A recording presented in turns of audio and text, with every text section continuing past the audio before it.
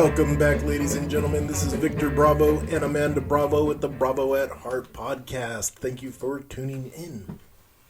Thank you very much. I was going to say we enjoyed Queen's Gambit on Netflix. Fantastic. I didn't know what to expect, and I didn't read about it on purpose because I just wanted to go in with no expectations. Mm-hmm. It blew any expectations away. It was very good, very well done. I have to say, the hair, the makeup, the set design, Her outfits, man. the wardrobe, everything about it was visually stunning. Yeah. And then the story was good. Yeah. The acting was good. Yeah. There's some people that I'm like, man, I want to see that actress or actor in something else because they were so good in their role. That kid actress was phenomenal. Big time. Yeah, man. Big time. And you know what's weird is like you think that the mom's gonna like screw her over. Oh, and I'm so it's just scared. like, oh, this dirtbag. But they're just two souls that were brought together. Yeah. They needed each other. Yeah. And I think they were really similar in a lot of ways. Yeah. Big time. Yeah. Some of the stuff that came out of that series, I was just like, wow. And I kind of wanted more, but I think they ended it on the perfect note. Making you want more. Yeah. Yeah. Because if it would have been too much, like, oh, man, But it was a perfect little, bite-sized series of a story. And it fit perfect. And like I said, it's just visually stunning. The acting was stunning. Everything. And, like, the perfect mix of, like, having a laugh and serious, comedy and drama. I was going to say comedy and dramedy. But you know what I mean. Having that good balance of, drama and comedy and, why this person went to this length. I don't think it's based on any true story or anything. I think it's completely, fiction, which is great. Give me fiction all day, every day, because I'm fine being in a fictional world right now. And then the other thing I started watching on Netflix is these Extraordinary Homes. Oh, fantastic! God, and I thought it was just one season, and then quickly found out like, oh no, we have like a lot more. But it's just like these awesome homes, different kinds of homes, making homes around the land and not vice versa. So there was one episode about Norway that really stuck out to me because the guy was talking about how they could have used dynamite to blow out the side of this mountain that they wanted to put the house in. But what they did instead was built the house around the mountain. And he basically said, if tomorrow we decided that we want to move away, we could potentially leave this mountain exactly the way we found it. And take everything that we built, take it away safely. And just like when you go camping and you're in nature and you respect nature, you camp, you put your tent up, and when it's time to go, you pack up your tent and you leave, and no one knows you were ever there. Beautiful. And that kind of just made me feel like, wow, that's so true. Like, why is it the norm to make the earth conform to us when really we should be conforming around what the earth tells us?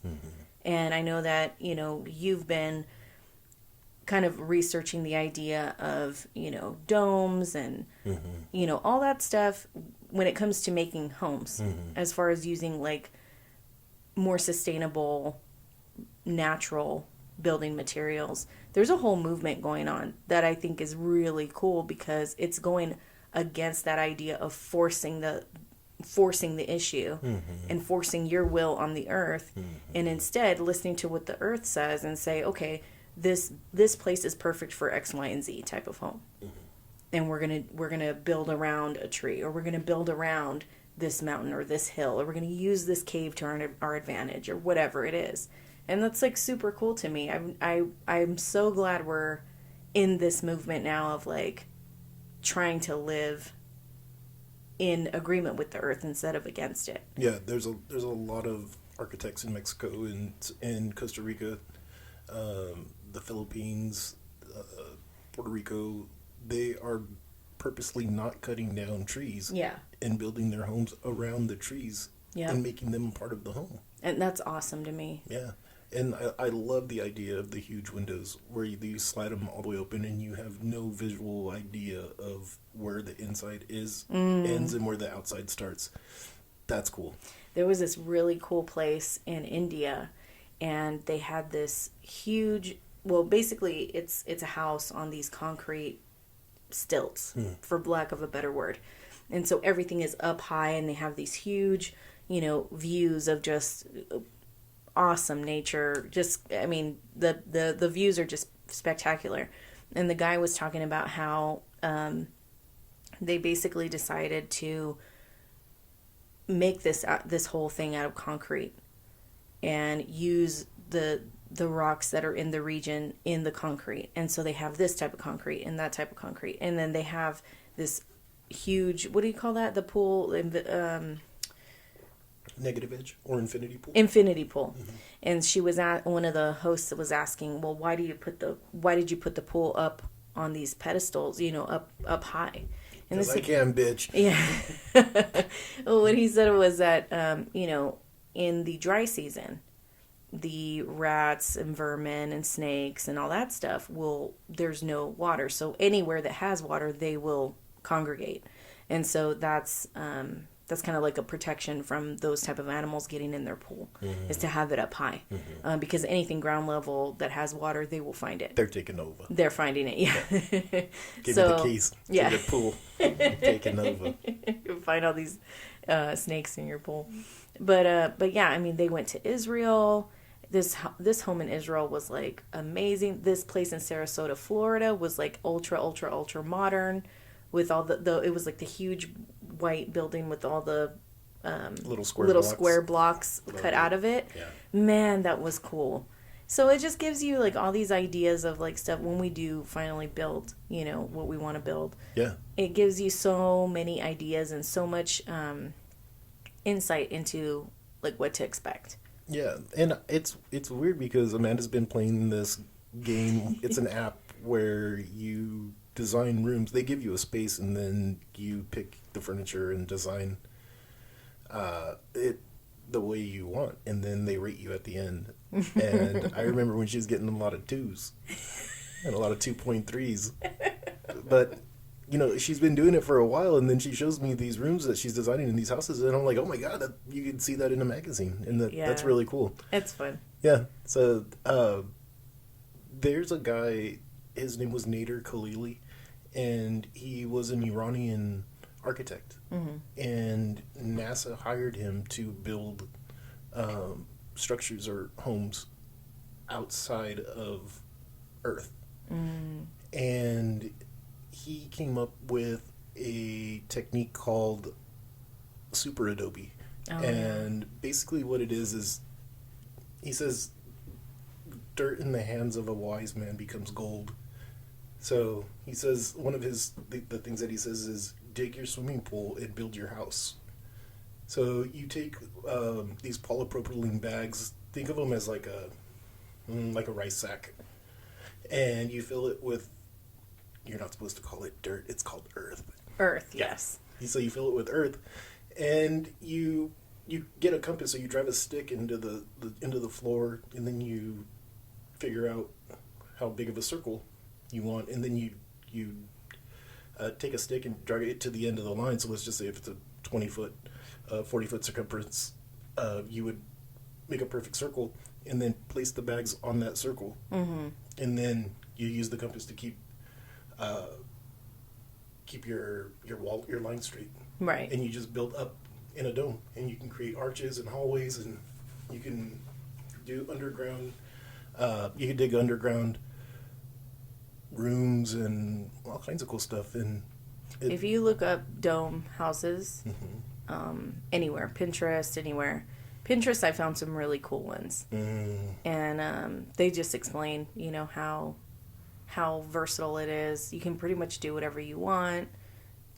People do things, different kinds of ways. They'll put stucco, or they'll put concrete. They'll do whatever on the outside that they want to do, within reason. Yeah.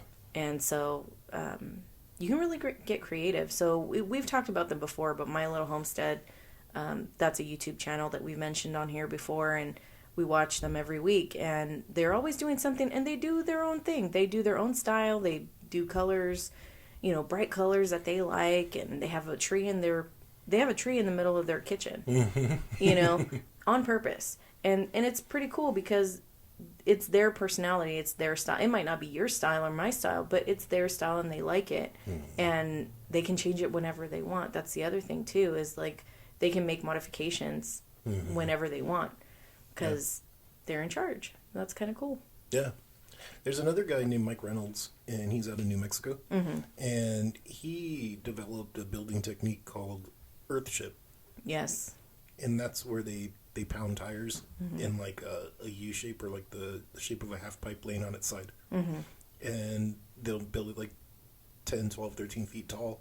And then they put beams going out. And the whole front of the house is glass. And inside the glass house in the front, that's where they plant all their vegetables and all their trees and their fruits and stuff. So every time, so there's a water catchment system. So the roof catches the water, fills in the cisterns, and then when you take a shower or if you are washing the dishes, that water gets recycled. Right. And that goes and waters the plants that are in the garden up front. And then the black water, which is the toilet flushing water, that goes out and waters like other foliage out in the back. And so they're going two different places. Yeah. So it's cool. There's the building techniques right now. The shipping container homes, all that stuff. Yeah. I love all that. And it's repurposing stuff. You know, somebody can go and like, you know, cut down 60, 70 trees, 100 trees, build a house. Yeah. You know, and then how many years is it going to take for those trees to grow back? Yeah. When you can literally build with what we have right now that's unlimited. Yeah. And that's where this is going. Yeah. I think that's going to be cool and it's going to be fun. I mean, I can't wait until we're in that position that we're actually building and we can document the whole thing and, you know, because I know there's going to be stuff that goes right, stuff that goes wrong, because there's always going to be stuff that goes wrong in construction. That's part of what I'm dreading. But also it's just a part of it. If you ever watch any, you know, Property Brothers or HGTV, if you watch anything where they're like, oh, so this should be a fairly easy build, and blah, blah, blah, blah, blah. And then it's like, oh, this went wrong, but we're $100,000 over budget, da-da-da-da-da-da-da-da. It's just like, oh, man. We're going to have to make some cutbacks. Those pillows that you want, we're not going to be able to get those because there's black mold everywhere in this bitch. all your money's going to the mold. Yeah. But yeah, so I think just and accept then there's always it. the irritating person. He's Yeah. like, I wasn't really expecting this. Yeah. This bill. This is an extra $40,000. I don't know where it's going to come from, but mysteriously he just does it. Or production is like, don't worry, we'll cover it. HGTV will cover it. HGTV will cut you a check. We have a deal with Sherwin-Williams. They're giving us $50,000. Don't worry about it. Oh, that reminds me. So, in my research, there are grants out there for small businesses affected by this situation. I was just surfing around the internet, just looking up different grants. There's state grants, federal grants, all kinds of grants. A lot of them, I noticed the filing period has ended, and so I didn't get on it soon enough. But this is just personal to me. I personally don't want to take out loans at this point. That's just not what I want to do. But I was like, you know what? There has to be some type of grants out there. So for any female entrepreneurs or small business owners listening, look up the Amber Grant, AMBER, like the name. I'll link it in the description. But that is something that I wanted to bring up. And then just start putting in if you're indigenous, if you're female, if you're any minority, any group that you belong to, anything. Put it in your desired or your preferred search engine and put the word grant after it. There might be a grant that is specific to you. To your ethnicity, to your race, to your age, gender. Just put everything that you are, anything that you identify as, put it into a search engine and put the word grant after it and just see what comes up. And after the first of the year, I'm going to start checking again, because if there is grants out there for people who are really trying to save their businesses, we should take advantage of them and we should apply for them. And it takes, sometimes there's an application fee of $10-15. I think for the Amber grant it's $15, but I was more than willing to pay for the application, fee if I had a chance to go ahead and receive any kind of grant. And it gets you in the mindset of explaining what you do, what your purpose is, why you're trying to save your business, what is your higher mission, what's your higher purpose. None of us go into business for ourselves to make money, because to make money, you could just go get a job and make money. Mm-hmm. We don't do it because we want to make money. We do it because it's our passion. And a lot of these grants, they want to know what your passion is. They want to know if you're giving back, if you're trying to help somebody else. What's the bigger picture? And why are you a business owner? Because it takes a lot of guts to be a business owner, mm-hmm. no matter what stage you're at in the game. If it's just you, if you have employees, if you're trying to franchise, if you're trying to incorporate, it doesn't matter. There is help out there. Mm-hmm. And there's good things happening. There's a lot of corporations that are doing grants, and if they're giving away money, go get it. Is my attitude towards the whole thing. So, like I said, some of the application periods have ended, but after the first of the year, take a look, see what's out there. This situation's not going away December 31st. It's not. So when 2020 ends, we're still going to be dealing with this stuff. So get out there, try to find as much help as you can. If you're into loans and you want to go ahead and do a loan, go for it. There's plenty. There's small business loans through the SBA. There's state loans. There's federal loans. There's all kinds of stuff that you can look at. There's grants.gov, and you can look up stuff that way. A lot of times their funding will be more towards the science and technology fields. So if you have anything going on like that, you're a little bit more... you have a little bit more of an advantage on those grants, because they're looking for people who are innovative mm-hmm. in science and technology. So just something to think about, just a little tip from me to you. Awesome. Put it in the comments if you have a business and you're, doing anything online that we can support you on. Put your link in the comments. Let's give each other support. Right now, we need to support each other. Yeah. With whatever we can do, even if it's just giving you, a platform here. Mm-hmm. We would love to do that for you. Yeah, and if you know people who have a small business, support them. Like, if you can get something from them, or you can buy it on Amazon, get it from your friend. Yeah. Or get it from the small business. Yeah. Because they're going to make their billions. Mm-hmm. Support local as much as possible, mm-hmm. To the point where I try to not buy anything off of Amazon. I try not to go to like big box stores if I can help it, if I can avoid it. Joel Abels made like a little side hustle business. He's an amazing person that I've had the opportunity to work with now a few times, and him and a friend of his made this little store called Theatricality, I think it's called.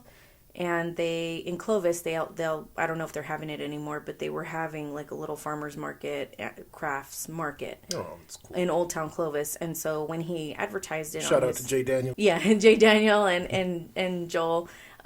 So I went. This was like a few weeks ago, and I went and I bought a couple pieces from him, and I love them. I gravitated right away towards exactly what we wanted. Yeah. You got my anatomy picture. Yeah, and Vic, I don't know if people know, but Vic is really into chiropractic and things having to do with that whole biology of like what your body can do for you naturally. And so I thought that anatomy picture would be really cool in here. Loved it. And then there was this because I like big, gaudy, shiny things. And not saying that this little key that I got from Joel is gaudy or anything like that, but it's just enough gaudiness. It's a big old key. But it's very cute, and it just really piqued my interest. And then this little vase that I thought was just so beautiful. But yeah, like all of every creative person in your life right now, in one way or another, is suffering. Every extroverted person that you know right now, in some way or another, is suffering. I'm an extrovert and I'm suffering. And she's creative. And I'm creative and I'm suffering. I mean, I joke about it, but at the same time, not being able to interact with friends like I'm used to for the last what are we in December? So 9 months. It has taken a toll on me, and I don't know if you can tell or if you've seen any of that. Oh no, I haven't noticed it. Not one bit. Because I could blow off steam with friends, and I could let loose a little bit with friends over coffee or, over a drink here and there and say, just let it out, whether it was just like regular day-to-day venting or, venting about bigger things. Like I would be able to do that, in I don't want to say a public setting, like it doesn't have to be. I could call my friend, and talk to them right now, but it's definitely different. Yeah. And it's a different energy, and I can't just, hey, I'll meet you at Starbucks. Like I can't do, oh, we're going to go to a brunch, or like, oh, we're going to go have lunch. Like now it's like a whole thing of like, where can we go? And there's no outside seating, and, you have so-and-so at home, so I don't want to, make you uncomfortable. I have a lot of friends that have either parents or, grandparents or people with compromised immune systems, or they themselves have compromised immune systems that they don't necessarily want to expose themselves unnecessarily. And even though they know that I'm being safe and that I'm, obviously not, doing anything irresponsible, they still have to take their precautions. And so it makes perfect sense that, okay, well, I'll text you. And so texting my friends has basically become the new normal. We were FaceTiming for a little bit, but everybody has different schedules now.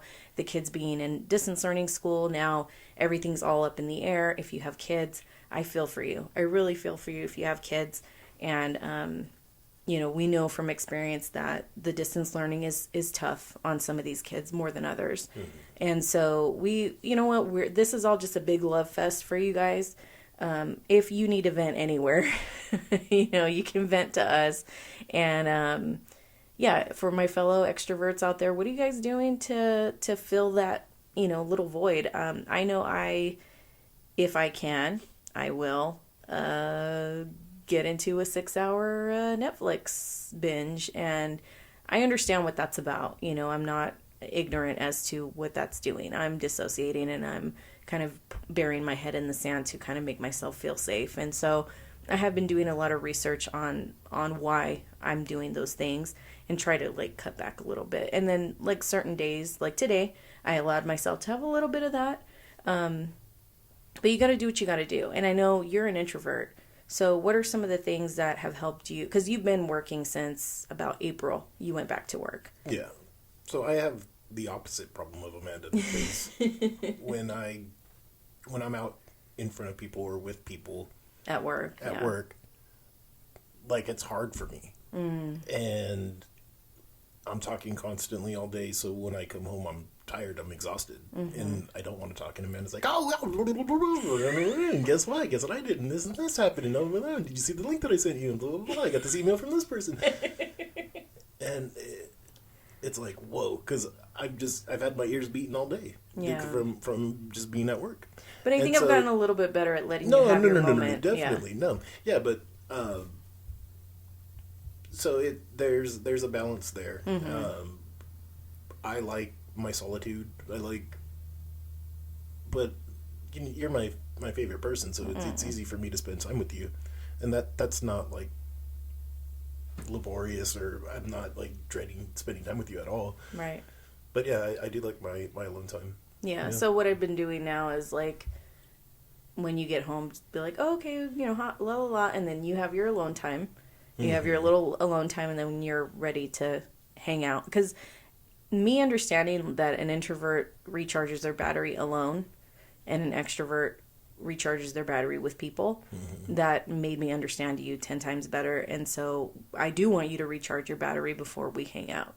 Yeah. Because if you have a low battery, then I'm going to think you're not enjoying time with me. Right. So I'd rather you have a full 100% battery before you come hang out with me, so that I'm getting you the best, recharged you. I don't want no 3/4 tank. No. Full battery. I need 100%. That's what I need. And you need 100% to deal with me, I'm sure. Yeah. But I have to say, we really enjoyed. But that was like, that comes with that comes with time, you know, and learning and, you know, being interested enough and even being able to communicate that. Yeah, you know, for sure. Because if that's not communicated, then it's just back and forth, and you know that can get ugly. Yeah, not understanding that, I think, would have led to a lot of fights, which were unnecessary. And the unnecessary fights that it's just like, okay, like, you just need a little bit of time when you get home. It's no big deal. Yeah. Yeah.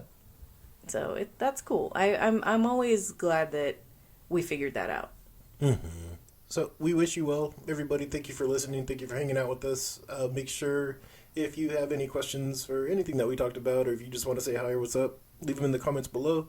Thank you again for your time, or we'll be back next week. All of the above. Have a good All day, the guys. above. Thanks, Tony, for the song. We appreciate you. Love it.